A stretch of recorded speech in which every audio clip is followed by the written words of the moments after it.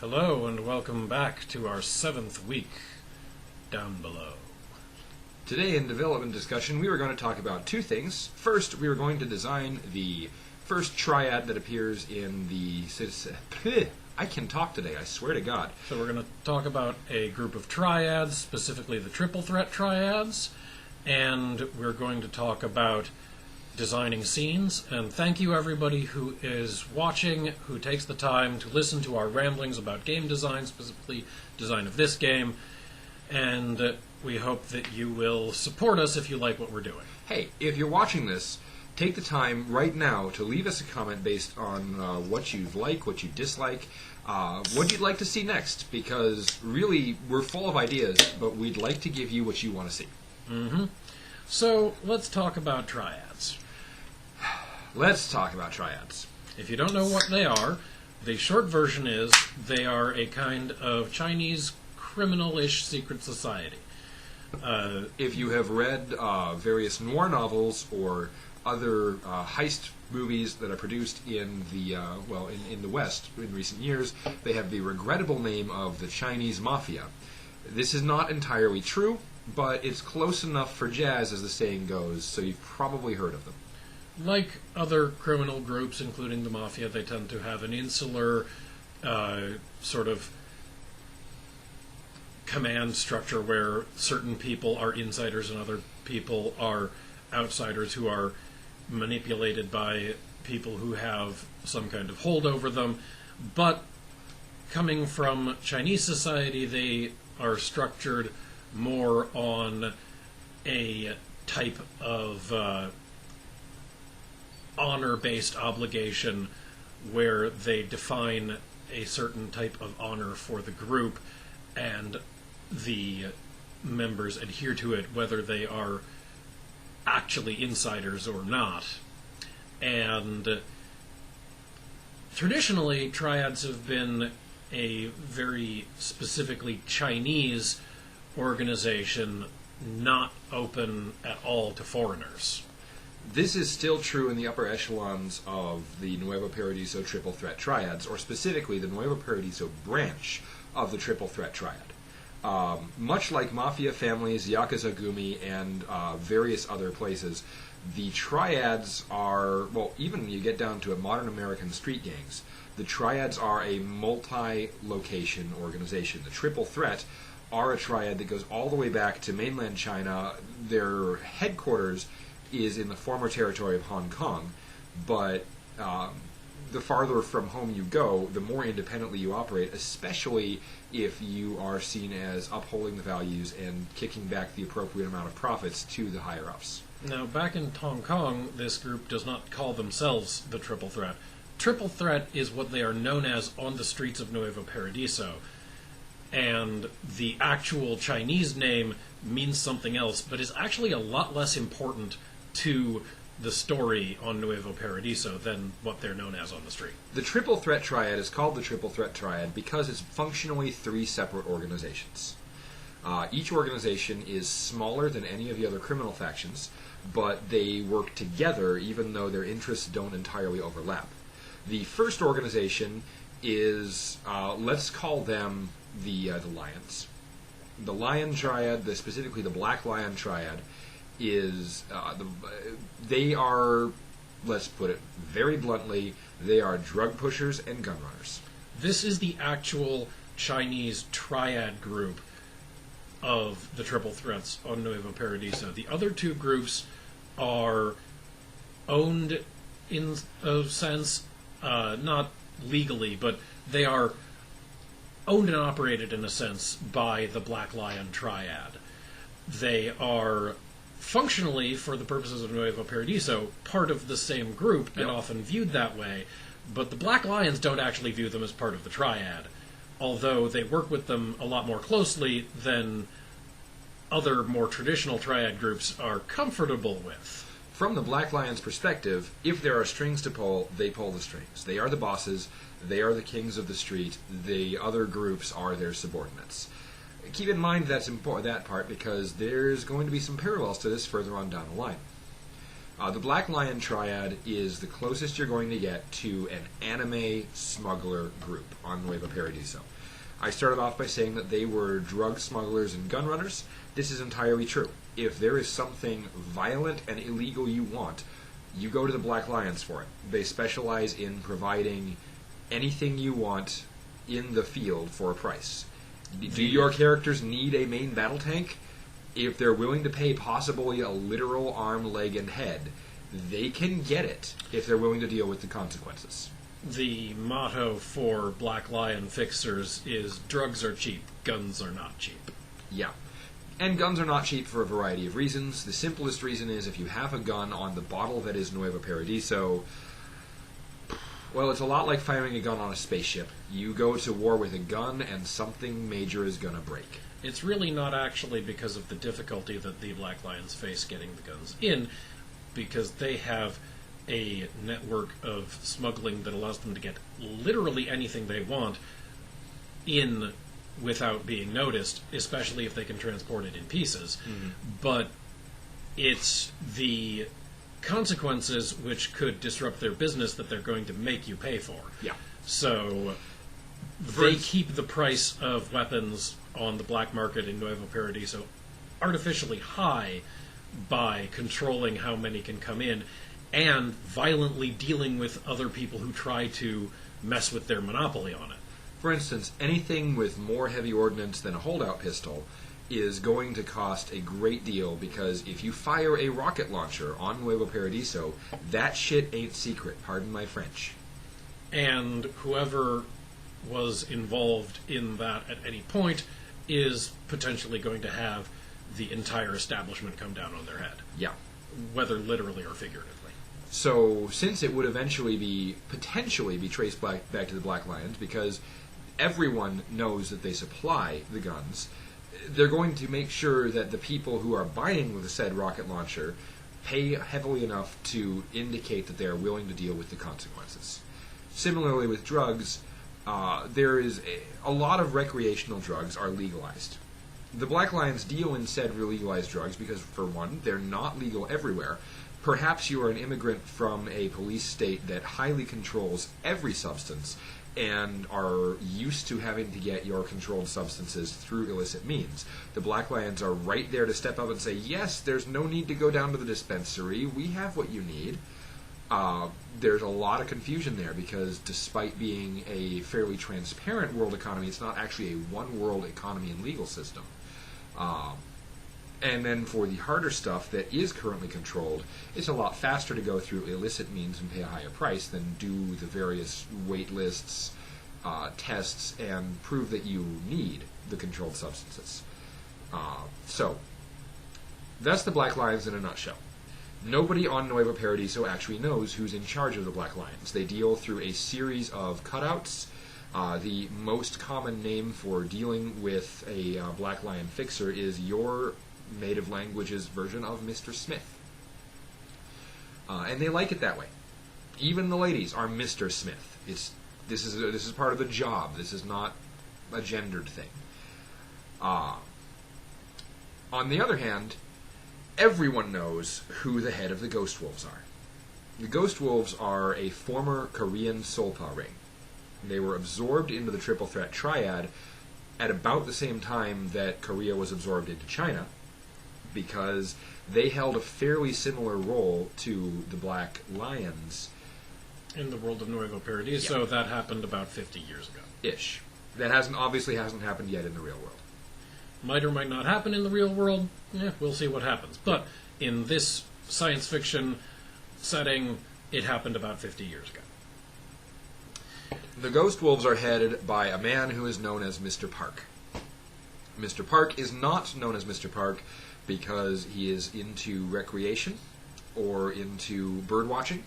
Mr. Park is into making lots and lots of money by intimidating people. He's known as Mr. Park because that's his name. Mr. Park has a few Koreans that he brought over with him from back home, but unlike the Triads, the Korean smugglers were not mainly about nationalism And so they're a lot less racist. And so there's a lot of mixed racial profiles, especially a lot of disenfranchised black guys in Mr. Park's gang. Mr. Park has 3 passions in life. The first is he has a passion for money. This is obvious. He is, as people in his social status go, he is very thrifty, but he likes to flaunt his wealth in small and tasteful ways. He is not one to walk around draped in gold chains, but you better believe that those cufflinks are studded with diamonds and made of platinum. The second passion that Mr. Park has is food. Mr. Park is a very discerning gourmand. He likes to eat well, and he likes to eat a lot of it. And if you can show him something that he hasn't eaten before, that is a great way to get an audience with Mr. Park. But the longer he's eaten a lot of stuff. So piquing his curiosity is very hard these days. The third thing Mr. Park has a passion for is horses. Mr. Park fancies himself, well, not a cowboy, but he fancies himself a horse breeder and horse racer.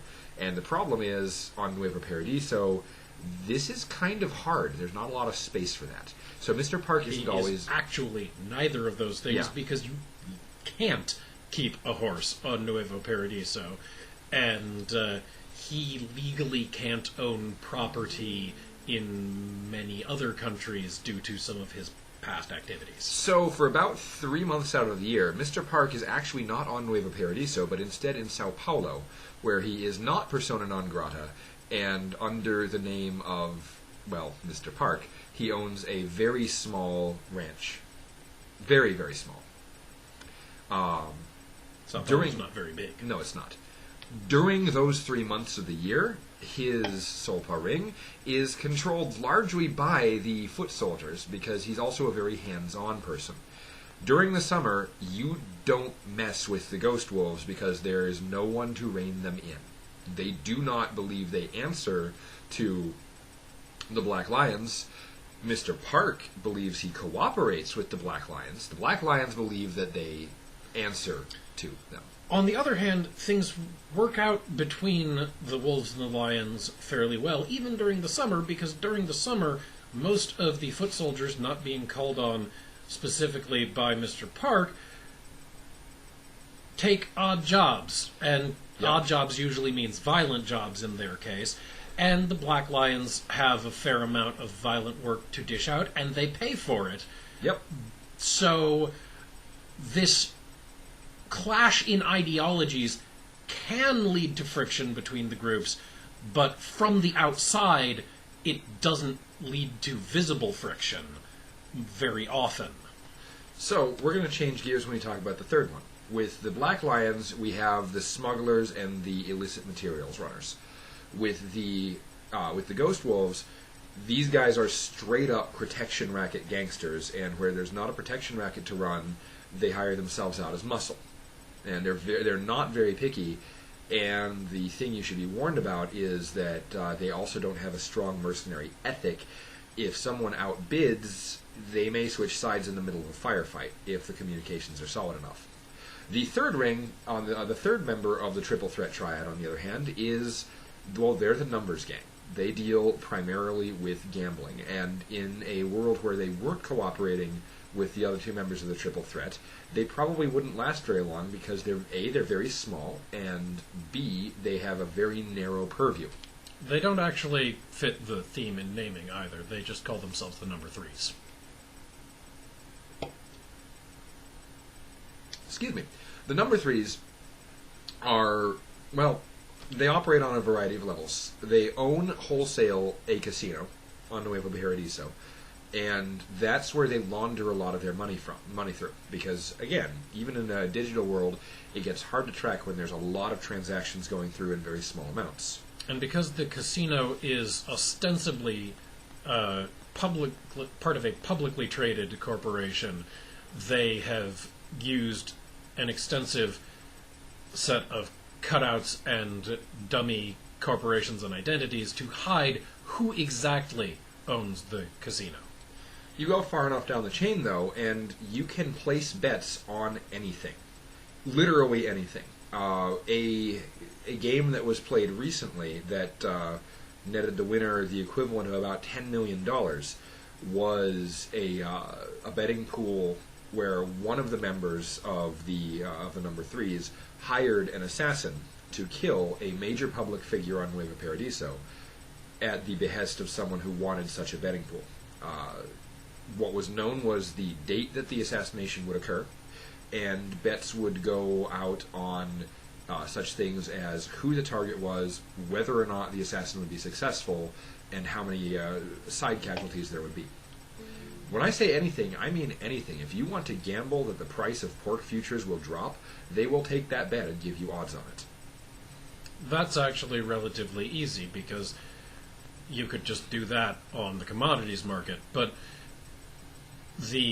and if you give them their money to do so, they will simply place an appropriate similar bet on the commodities market and take a broker's fee.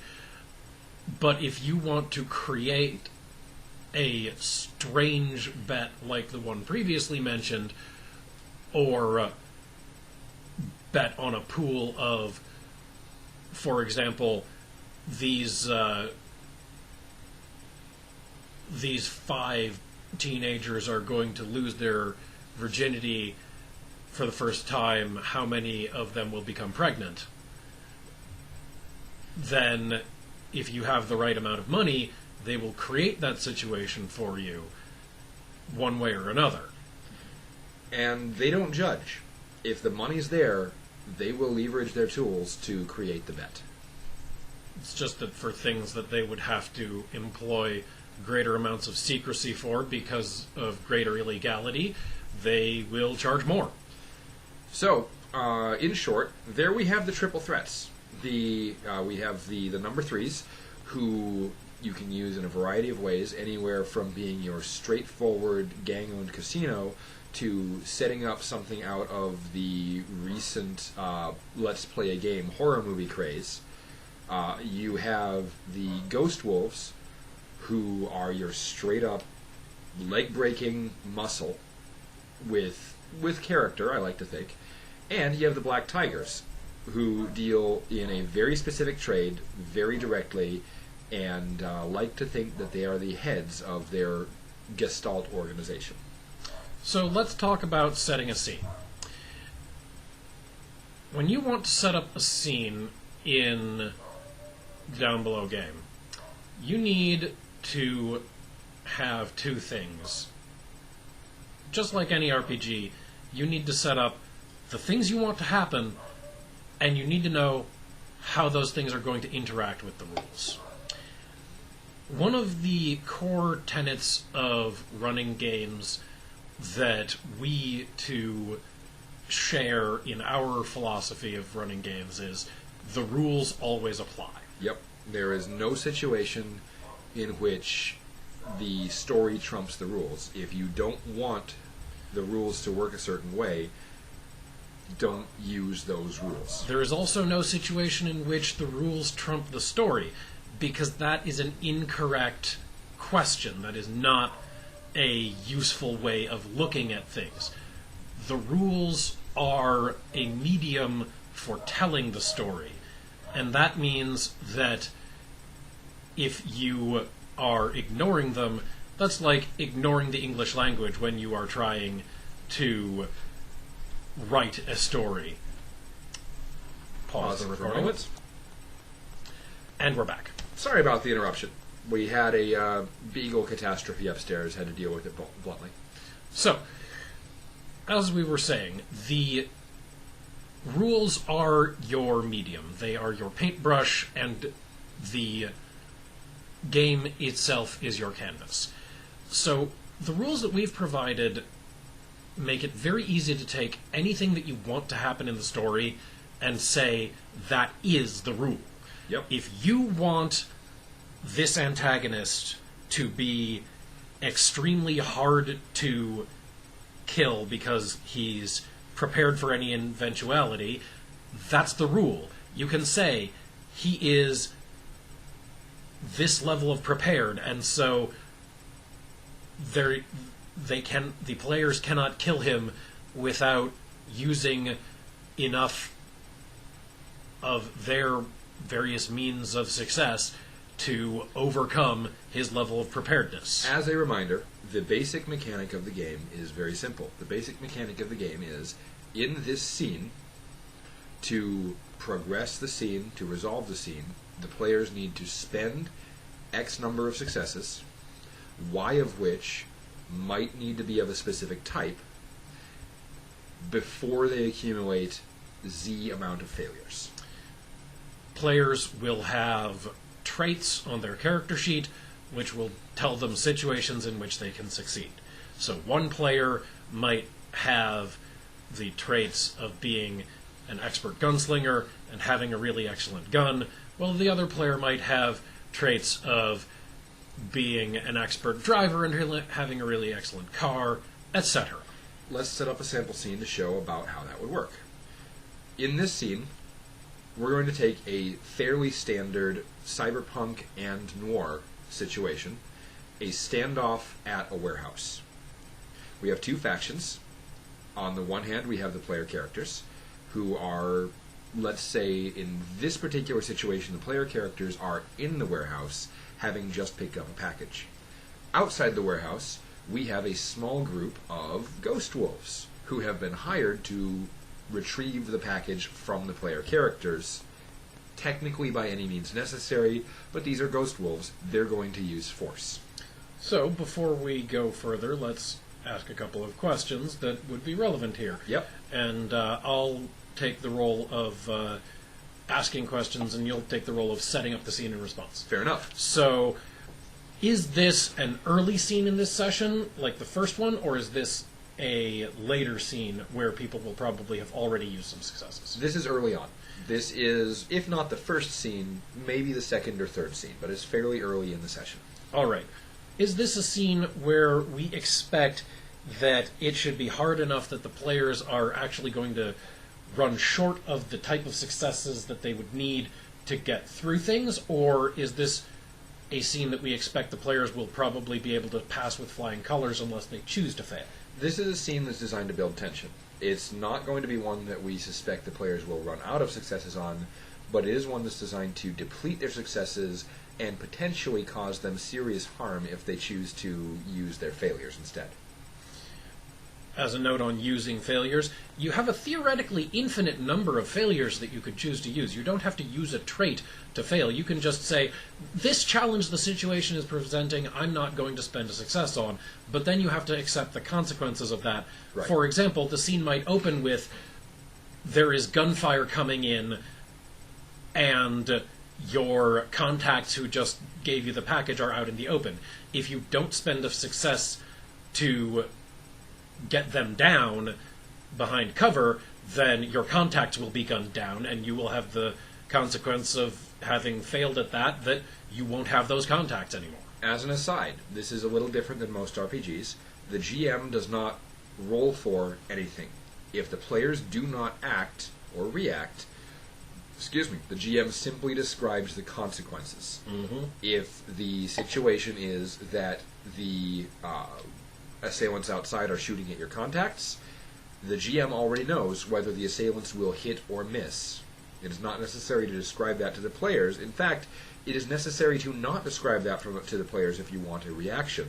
But if the players choose not to intervene, the desired outcome automatically happens. There is no element of chance in GMing this game. Pardon me, I had to take a moment to word that thought. So, if you are looking for a reaction, here is an important note. What you should not do is decide, well, it's going to miss anyway, and then have the players spend a success if they try to get the contacts under cover. That is not how the system works, because there wasn't actually a challenge there. You had already decided they would miss. Yep.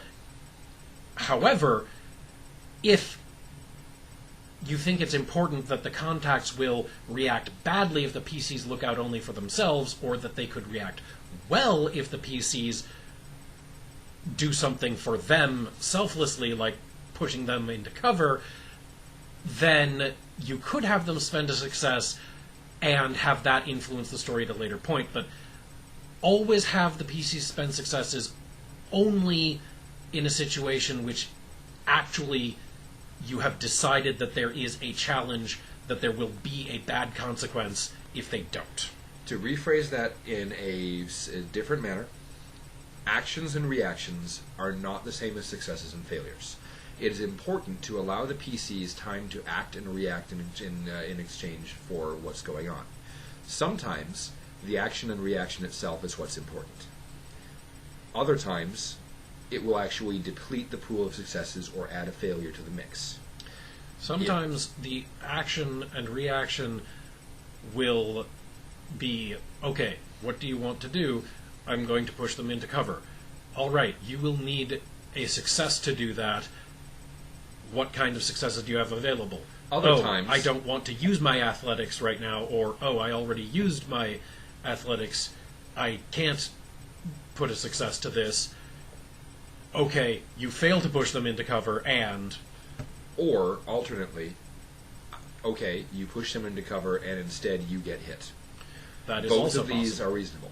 Alternately, sometimes it's a situation of they're being shot at. What do? I want to push them into cover. Okay, you push them into cover as the bullets go wide. No successes are spent because you, the GM, had already decided that they weren't going to get hit. You just felt it was important to get the byplay of what the characters are doing.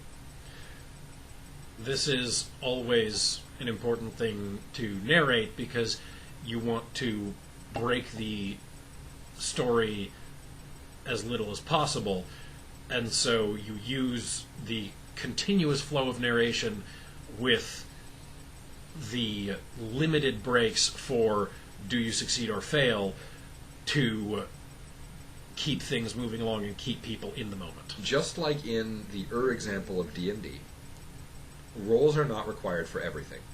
If you want to cross the street, and there is no significant difficulty to crossing the street, and you are not physically or mentally impaired in some way, so you are not drunk, you are not wounded, there is not heavy traffic, no GM should call for a roll to cross the street. If there's nothing that could go wrong, nothing should go wrong. Walk across the empty street automatically happens. Parkour across the busy highway, you're going to need to succeed for that. Stagger across even light traffic while drunk off of your winnings from the last raid, also potentially difficult. But in D&D, anytime the DM says roll for it, the DM is implicitly stating that this action will potentially have significant consequences. In Downbelow system, there is actually something slightly different. First is the opportunity for actions and reactions. This does not imply consequences either way. After the PCs have decided what they are planning to do, then the DM says whether it's a significant action that will carry consequences by saying, these are the sorts of successes that it will take, this is the consequence of failure. And this can go a couple of different ways. For instance, you could be telling them you will need to spend a success to do what it is you're attempting with your reaction, or you could tell them that reaction would represent a failure because this consequence will result if you act that way instead of attempting to succeed at blah. So we've sidetracked directly from the scene. What we determined is it's an early on scene. It should present some danger to the players, but is not designed to completely or even largely deplete their pool of successes. So, going back to questioning, the next thing that we need to ask is, okay, what does a success represent in attacking the wolves? Is a success going to take out one of these attackers, or is each attacker going to take potentially more than one success, or does it depend on the situation? Are there things in play that could make it more or less efficient to take them out? I'm actually going to turn that around. It is not this scene is not about taking out the wolves. This scene is about escaping the warehouse. Okay.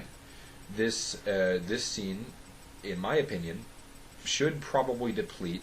Well, let's say it's an average-sized group. Let's say we got 4 players. This scene should probably deplete about a success and a half from each of them.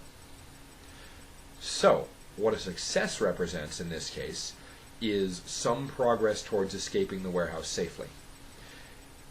If that success is devoted towards shooting the wolves, a total of 6 successes worth, and this might mean that we only put 6 wolves there, or this might mean that we put 12 wolves there and they flee when there are 6, but a total of 6 successes worth of shooting back at the wolves will render it safe to leave the warehouse. If these successes are placed towards getting into cover, a total of 6 successes will indicate that enough stealth and cover has been found so that when the wolves come looking for you, you have an opportunity to escape before they find you. All right. If these are placed towards sneaking out the back door or towards diplomacy, etc., a total of 6 successes will get you there.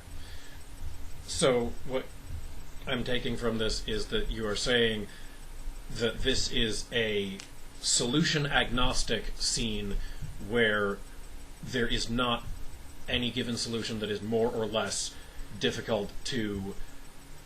You have not decided ahead of time that violence will be more difficult to solve the scene with than diplomacy, for example.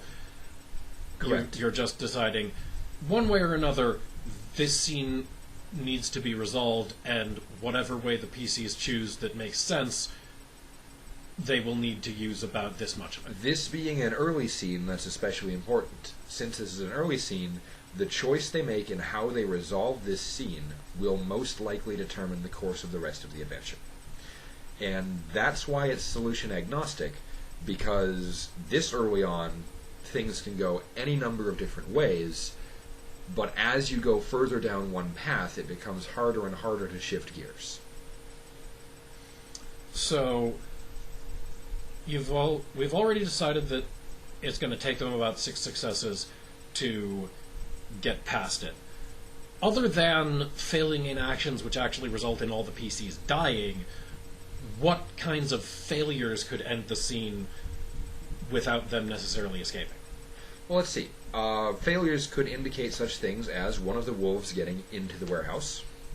In this case, this being an early scene, I'd say 1 failure per PC. If a total of 4 failures are accumulated, failures could be such things as, like I said, a wolf getting into the warehouse, an exit being blocked off, one of the important NPCs dying, not the PCs, but the NPCs, the package being hit by a stray bullet, the PCs being wounded but not killed, One of the wolves getting their hands on the package. the wolves being hopped up on something and immune to persuasion because they're not in their right mind. Oh, and that would also shut off one avenue of solution if that was the case. But if they accumulate a total of 4 successes, the situation is deteriorated far enough that there's no achieving your primary objective. And so, what are some hooks what are the basic hooks or paths to other scenes, depending on failure because the package is destroyed, failure because the package is in the wolves' hands, failure because the wolves have captured you, success because you've gotten away, success because you've killed the wolves. Okay, let's go one at a time here. Pick one. Okay, first, I've been listing possibilities that occur to me, but first, you give me a brief list of the likely exits to this scenario. Okay, I see there are really only 3 likely exits to this scenario. Okay? Well, 3 positive, 3 negative. All right. Positive exit 1.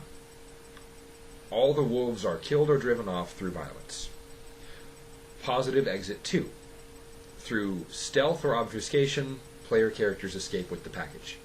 Okay. Positive outcome 3. Player characters negotiate a ceasefire with the wolves and escape without further violence. Negative outcome 1. The wolves get their hands on the package. Negative outcome 2. The package or the important NPCs are destroyed. Negative outcome 3. The players are apprehended by the wolves. Have I missed anything? Sounds good. Dead, obviously, would be a form of apprehended, and temporary, at least, game over. So for the theoretical group of PCs that we're doing, is there one of those positive outcomes you feel is more likely? These are PCs. The most likely outcome in any new group is let's shoot back. All right, so let's focus as the last thing for this week's discussion on that outcome. So the last thing in scene plotting is to take options that you have on the table for how things can play out, and start giving yourself an idea of what you're going to do in that case. And you can do this in a lot of different ways. Usually you will do it by deciding who is trying to do what if the PCs don't mess around with it, and what exists in the world to interact with things. But in this case, if the PCs shoot back and win, what happens next? What's the next scene? If the PCs shoot back and win, so either by killing or driving off the ghost wolves that are there are basically a few dangling hooks. The first dangling hook is there has just been a shootout at a warehouse. There are potentially dead bodies. There is blood. There are ballistic and forensics analysis that can trace back to the PCs. So the PCs can either choose to do a hide the evidence scene, or just leave that there and take the consequences. Similarly, there is a large question raised. Why are the ghost wolves after this? We have already established that the ghost wolves themselves really only operate as muscle and protection racket. This might be obvious depending on what the MacGuffin in question is, because the PCs might know why it's valuable, or they might not. They might know why the ghost wolves would want it, or they might not. So it might be a fact or a question, but the important thing to figure out is who hired the ghost wolves and or why. Those are the basic outcomes of that, because whether the PCs choose to pursue the question, you have to have the answer to the question, because if the PCs don't choose to pursue the question is going to turn around and pursue them, because obviously someone who wants to hire the premier leg breakers on Nuevo Paradiso is not going to say, oh, well, you didn't get the cat package, so here's your money, go home. So, if they succeed at a shootout, their primary options are 1, hide the evidence, 2, continue on to deliver the package, or 3, go to ground and try to figure things out. Those are really the only three paths short of just wandering around doing nothing that the PCs can take. And as with any game, as a GM of Downbelow, you have to cut yourself off from going down too many possible roads in your planning, because although PCs will pull something that you didn't expect sometimes, if you've prepared for the expected eventualities and you know why the preparations you made work the way that they do, then you should be able to react to the unexpected by saying, well, if it had gone like this, then it would have gone in the way I expected. But since it's going this way, here's how the people who were expecting that will instead react. Or, in other words, if you prepare the primary possibilities, there is nothing that is actually unexpected, because if you look at it the right way, it already fits into one of the primary possibilities. And even if it doesn't fit exactly into one, something probably bracketed by your preparations will apply. Similarly, in the case of failures, the 3 possible negative outcomes, if the players are apprehended by the ghost wolves, you still have to know the answer to who hired the ghost wolves and why, because the ghost wolves have no real reason to take prisoners, and also no real reason to kill people if they've already got them subdued. The second one, if the ghost wolves take control of the package, well, now you have a possible chase scene, because the thing you were hired to get or wanted to get for some reason is in the hands of someone else. Do you abandon it or do you pursue it? Finally, if NPCs or package are destroyed by the ghost wolves, there again, do you pursue them for reparations, or do you return to your contact and say, we're sorry, but the thing was destroyed? So that pretty much wraps up the basics of how to plot out a scene. It comes from somewhere, and it goes to somewhere, and you need to know how much resources it's going to cost your PCs in terms of the story, because the system for this game is all about allocating your story resources. Next time, we are going to detail another organization. We've done 2 criminal groups. Let's do an official group. Sure thing. Which official group do you want to do? I have no idea. how about Yggdrasil's official security force? Fair we'll enough. talk about them some more. We've alluded to a lot of things about them, and we will detail them next time. That sounds like a plan. And for our system side of things, we're going to talk about, let's say, we'll go into more detail about combat, because a lot of the RPGs spend a lot of time on it, and in the actual written rules, we're not going to spend all that much time on it, and we're going to talk about why that is, in part, next time. And we're also going to talk a brief amount about how to uphold agency while doing cinematic narrative-driven combat. All right. Thanks for watching, and if you end up down below, if you supported us, we'll remember.